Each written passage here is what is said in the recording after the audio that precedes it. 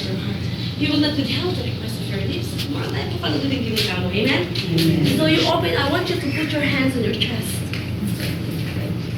So nung ngayon ang pumunta kay Jesus Christ bilang Lord and Savior, I will lead you to prayer. Kasi sabi ng Lord, you know, it is God's desire that all men to be saved and come into the knowledge of Him. Puri na po yung kinumaligtas lang natin tao. Di ba sabi natin, do you think I enjoy seeing people die? So I would rather see them live and repent. Amen? So nung natitawag po kasalanan, agawa ay isip, ako nasabihan perfecto. Kahit nagising ko kami, may mga lang. You see? Let's confess it to the Lord right now. Walang yung pong Ginoo. Close your eyes and open your heart. Father, right now, we are opening our hearts to you. We are humble ourselves in your sight. Patawaran mo kami, Ginoo, kami kasalanan na sa gawa ni pinagawa mo. So, ali kami, Lord, karapat-dapat. Hindi kami karapat-dapat sa iyo. Pero pilit na nagpapadala ka ng mga tao na may pahayag ka at mailapit ka namin kanila sa kanila. Panginoon, narito kami. Binubuksan namin ang aming mga puso. Tinatanggap namin si Jesus bilang aming Diyos at tagapagligtas. Yes. Magmula ngayon si Jesus na, Panginoon, ang magiging Diyos ng aming mga buhay. Patawarin po ninyo kami sa aming mga kasalanan sa pangalan ni Jesus. In Jesus' name. So, kung ano man po ang nararamdaman nyo, bigatin, financial, sa mga anak nyo, sa personal mong buhay, kaya yan tugunin ng Panginoon. Sabi sa salita ng Diyos, if there are 2 or 3 gathering in my name, I am in the midst of them. So, narito po ang Panginoon. Pakikinggan po niya ang iyong mga daig. Bawat tibok ng iyong mga puso, ito po ay tinatutugon ng Panginoon. He searches the heart.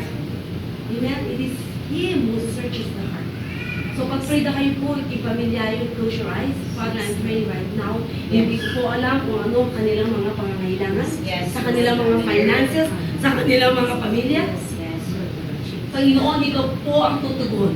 Ikaw ang magpapala sa kanila. Ang pabor mo, pababalutin mo sa they will be working in favor.